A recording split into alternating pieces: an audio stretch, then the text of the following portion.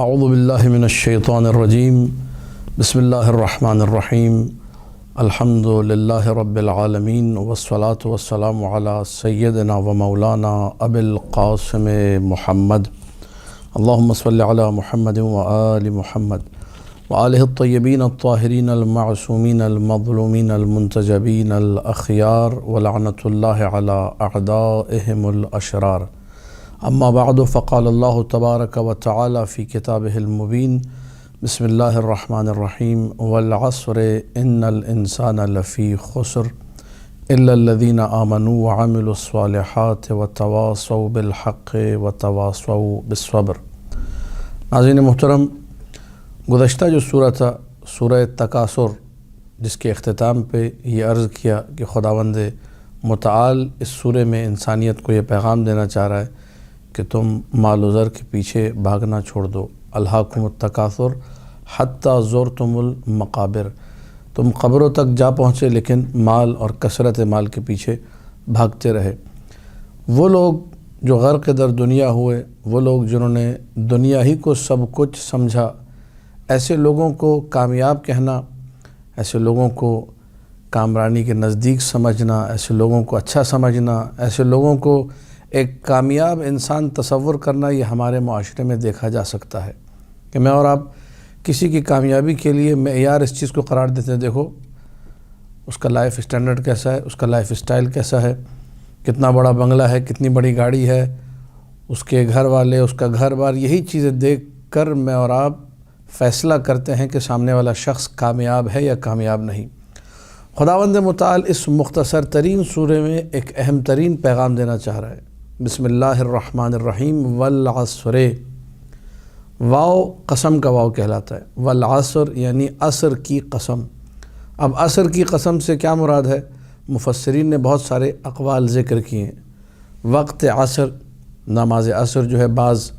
مفسرین اور فقہا کے مطابق وہ جو حافظوا علی الصلوات والصلاۃ الوسطیٰ جو کہا گیا ہے، صلاۃ وسطیٰ سے مراد بعض کے پاس وقت عصر ہے، تو عصر کا وقت انتہائی بافضیلت وقت ہے۔ عصر کے اوقات میں خاص دعائیں وارد ہوئیں، خاص طور پہ یوم الجمعہ، جمعے کے دن دعائے سماعت، مثلا دعائے سماعت کہا جاتا ہے، سماعت لفظ صحیح ہے بکسر سین، اس کو پڑھنے کا حکم ہے، جو مقامات محمد و آل محمد، مقامات خلفاء اللہ کے حوالے سے بہترین دعا ہے۔ عصر کے دیگر ایام میں بھی دعاؤں کو پڑھنے کا حکم دیا گیا ہے، دعا مانگنے کا حکم دیا گیا ہے، فضیلت والا وقت ہے، کوئی عام وقت نہیں وقت عصر، لہٰذا اس وقت کی قسم کھائی جا رہی ہے۔ بعض نے یہ لکھا، حتیٰ ترجمے کے اندر جیسے مولوی فرمان علی صاحب نے لکھ دیا کہ نماز عصر کی قسم ہے، وقت نماز عصر کی یہاں پر بات ہو رہی ہے کہ پرٹیکولرلی وہ خاص وقت جس میں نماز عصر ادا کی جاتی ہے، اس وقت کی بات ہے۔ بعض مفسرین نے لکھا کہ عصر سے مراد وہ عصر ہے جس عصر میں اعلان نبوت ہوا تھا، عصر نبوت محمد مصطفیٰ صلی اللہ علیہ وآلہ، اس کی قسم کھائی جا رہی۔ اور بعض دیگر نے کہا عصر سے مراد ہے زمانہ، عصر کا ایک معنی دہر ہے، زمانہ ہے، اس کی قسم کھائی جا رہی۔ اور کچھ روایات ایسی بھی ہیں جن میں فضائل جب بیان کیے گئے محمد و آل محمد کے، تو وہ وقت کہ جس وقت ظہور صاحب العصر والزمان ہوگا، اس وقت کی قسم کھائی گئی۔ والعصر یعنی اس زمانے کی قسم کہ جب محمد و آل محمد کے جو آخری فرد ہیں، جو نقیب الثانی عشر ہیں، جو خلیفۃ الثانی عشر ہیں، امام زمانہ علیہ الصلاۃ والسلام، ان کا جو عصر ظہور ہے، اس کی قسم کھائی جا رہی ہے۔ قسم جس چیز کی کھائی جاتی ہے، کوئی اہمیت والی چیز، کوئی ایسی چیز ہوتی ہے جو عظمت رکھتی ہے، جو قیمت رکھتی ہے۔ جتنے آپ معنی کریں،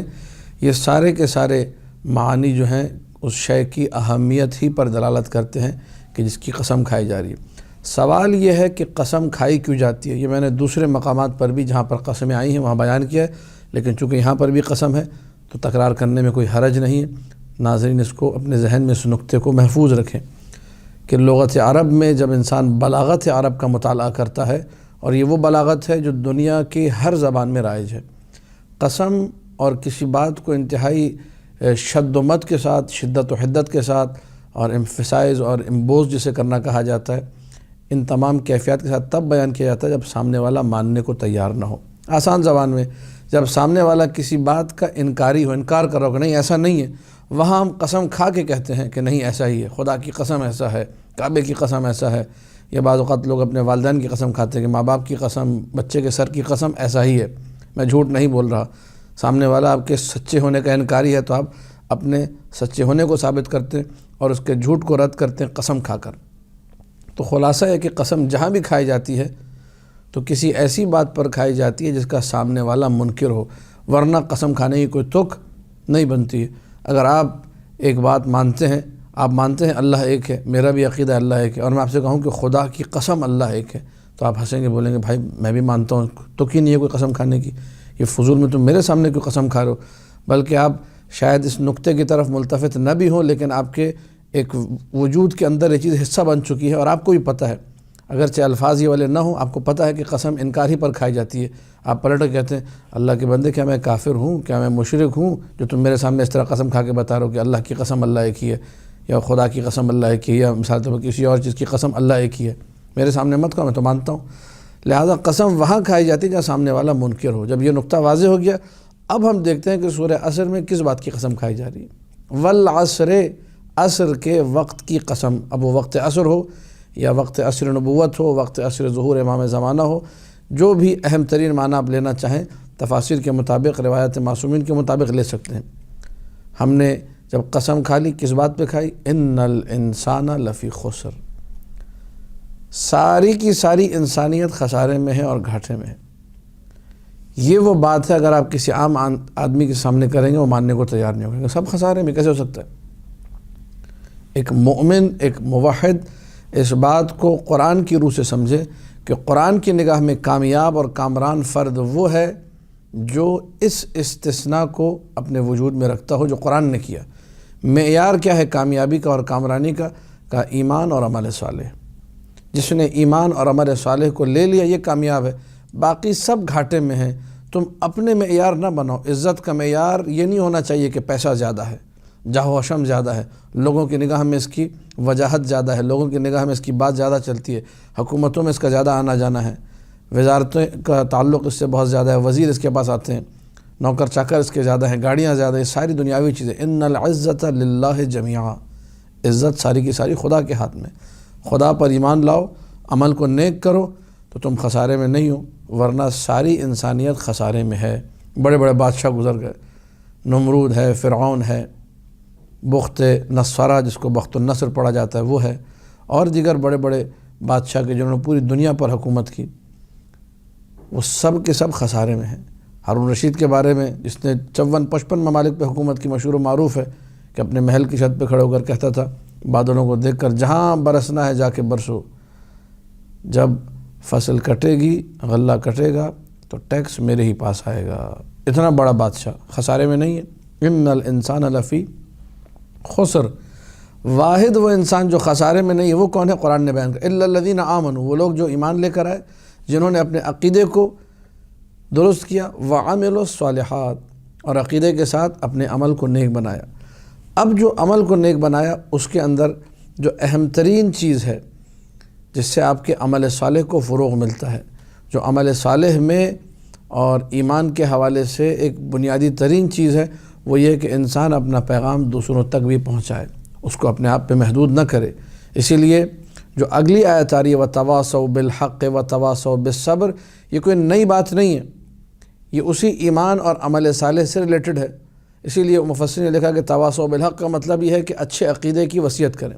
جب معاشرہ تقصیر کی طرف جا رہا ہو، غلو کی طرف جا رہا ہو، اچھے عقیدے کو چھوڑ رہا ہو،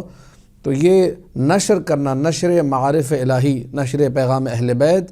یہ خود اس آیت سے نکلتا ہے۔ تواصوا بالحق، حق کی تلقین کرتے ہیں، صحیح عقیدے پر رہو، حقیقت کے قریب رہو، گمراہی کی طرف نہ جاؤ۔ وتواصوا بالصبر، اور صبر کی تلقین کرتے ہیں۔ صبر کے پھر دو معنی، گناہوں کے مقابلے میں، خواہشات نفسانی کے مقابلے میں صبر کرنا، ہر انسان کے نفس میں خواہشات گناہ کی طرف وہ میال ہے، دوڑتا ہے، بھاگتا ہے۔ ان النفس لہی امارۃ بالسوء، یہ جو نفس ہے یہ مسلسل جو ہے انسان کو حکم دے رہا ہے برائی کا، مسلسل انسان کو ٹریپ کر کے کسی نہ کسی لے جاتا ہے گناہ کی طرف۔ ایسا نفس جو کہ بار بار برائی کا حکم دے رہا ہے۔ اس کے مقابلے میں انسان اپنے آپ کو روک کر کے کہ نہیں، میں نے نامحرم کو نہیں دیکھنا، میں نے حرام نہیں کھانا، میں نے تجاوز نہیں کرنا، میں نے جو ہے کوئی برا کام نہیں کرنا، جس سے امام زمانہ کا دل دکھے۔ اور وتواصوا بالصبر کا ایک معنی کہ انسان اپنے مومن کو صبر کی تلقین کرتا رہے کہ انشاءاللہ وقت عصر قریب ہے، ظہور امام زمانہ قریب ہے، صبر کرتے رہو۔ فانتظروا انا معکم من المنتظرین فتربصوا انا معکم من المتربصین فتربصوا فانتظروا، اس قسم کے حکم، صبر کرو ظہور امام زمان تک۔ لہذا خلاصہ اس پوری گفتگو کا، اس سورہ کا پیغام، سورہ والعصر کا، کہ پوری انسانیت گھاٹے میں ہے مگر وہ جو موحد ہو اور عمل کرنے والا ہو، نیک عمل کو انجام دینے والا ہو، یہ انسان گھاٹے سے باہر ہے۔ قرآن کی روح کے مطابق جس نے اپنا عقیدہ درست کیا، اپنے عمل کو نیک کیا، اس کو آپ گھاٹے میں نہیں کہہ سکتے بھلے جھونپڑی میں رہتا ہو، اس کو آپ خسارے میں نہیں کہہ سکتے بھلے ظاہری طور پہ اس کے پاس کچھ نہ ہو۔ اسی لیے احادیث میں موجود ہے، میں پہلے بھی نقل کر چکا ہوں، لا تستخفوا فقراء شیعتنا، ہمارے جو فقیر شیعہ ہیں انہیں ہلکا مت سمجھو، انہیں خفیف، ان کی عزت و احترام میں کمی نہ کرو، کیونکہ یہ خسارے میں نہیں، یہ لوگ کامیاب ترین لوگ ہیں، ان کا عقیدہ بھی ٹھیک ہے، ان کا عمل بھی صالح ہے۔ اب اس آیت کی ہم لوگ پھر تلاوت کرتے ہیں، آیات کریمہ کی۔ بسم اللہ الرحمن الرحیم۔ میرے سامنے اس وقت تفسیر مجمع البیان امین الاسلام طبرسی جو ہے کھلی ہوئی ہے۔ والعصر ان الانسان لفی خسر، قسم ہے عصر کی، بے شک انسان خسارے میں ہے، انسان مکمل طور پہ خسارے میں، انسان پورے کا پورا خسارے میں ہے۔ اس میں ان بھی لگا ہوا ہے جو کہ حرف تاکید ہے، اس میں لام بھی ہے، لفی لام خسر، ان الانسان، الانسان کا الف لام بھی یہاں پر موجود ہے۔ پھر جو جملہ اسمیہ جو ہے وہ جملہ عربی زبان میں جس کی اسٹارٹنگ ناؤن سے ہو وہ بھی تاکید ہی پر دلالت کرتا ہے، یعنی 4-5 چیزیں ہیں جو بار بار شد و مد کے ساتھ بیان کرنی ہے۔ گویا کہ ہم لوگ اگر اردو میں اس کو تھوڑا سا کھولنے کے لیے سمجھانا چاہیں، انسان خسارے میں، بھیا خسارے میں، یہ بالکل بھی جو ہے نا وہ فائدہ کچھ نہیں ہو رہا، اس کو ٹوٹلی گھاٹے میں ہے، بیڑا غرق ہو گیا، تباہ و برباد ہو گیا، اس کو اگر اس طرح کھول کے بیان کریں تو یوں بیان ہوگا، انسان کا کوئی آسرا نہیں ہے، کوئی معاملہ اس کا صحیح نہیں ہو سکتا الا الذین آمنوا وعملوا الصالحات، مگر یہ کہ وہ جو ایمان لے آئے اور عمل صالح انجام دے رہے وہ بچ سکتا ہے، باقی سب کا بیڑا جو ہے وہ غرق ہے۔ وہ لوگ دنیا میں جتنے غرق ہیں اتنی ہی ان کی آخرت تباہ و برباد ہے۔ الا الذین آمنوا وعملوا الصالحات وتواصوا بالحق، اور ایک دوسرے کو وصیت کرتے ہیں، امر بالمعروف یہیں سے نکلتا ہے، نہی عن المنکر یہیں سے نکلتا ہے، حق کی وصیت کرتے ہیں، صبر کی تلقین کرتے ہیں ایک دوسرے کو، اور میں نے بتا دیا یہ بھی اسی عامل الصالحات ہی کا جز ہے کہ انسان دوسروں کو صبر کی تلقین کرے، دوسروں کو حق کی تلقین کرے۔ صاحب مجموع البحرین نے کچھ روایتیں نقل کی، وہ بھی فضیلت کے باب سے نقل کر دوں۔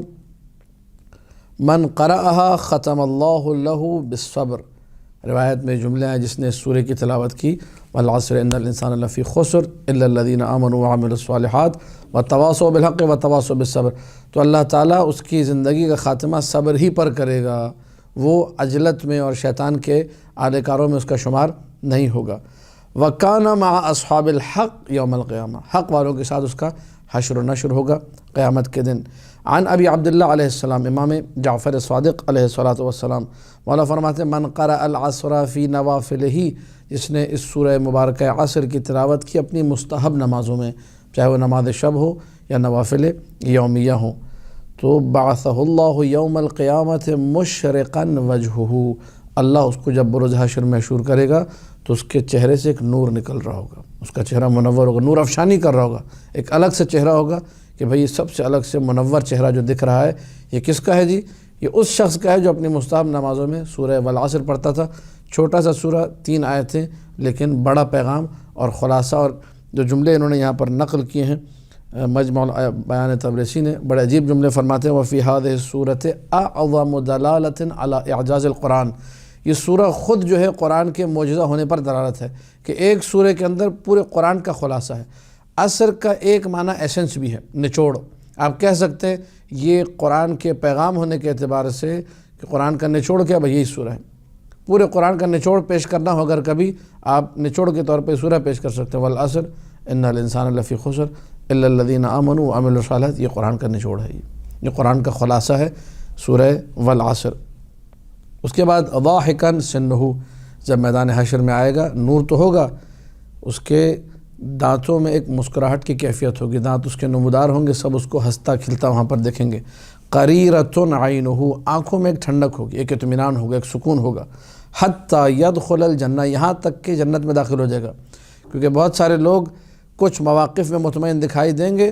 تو یوم حشر جو میدان قیامت ہے وہیں پر کچھ جگہوں میں بیچارے پریشان ہوں گے، ان کے چہروں پہ خوف ہوگا۔ اس کے بارے میں یہ نہیں ہے کہا حتی یدخل الجنہ، جب تک جنت میں، جنت کو سب کو معلوم ہے کہ وہاں تو سکون ہی سکون ہے، وہاں کوئی ٹینشن نہیں ہے، جب تک جنت میں داخل نہ ہو جائے تب تک اس کی یہ کنڈیشن رہے گی، منور رہے گا، مسکراتا رہے گا، اور آنکھوں میں ایک اطمینان کی کیفیت جھلک رہے گی، ہر بندہ دیکھے گا کہ یہ شخص جو ہے بڑا مطمئن ہے۔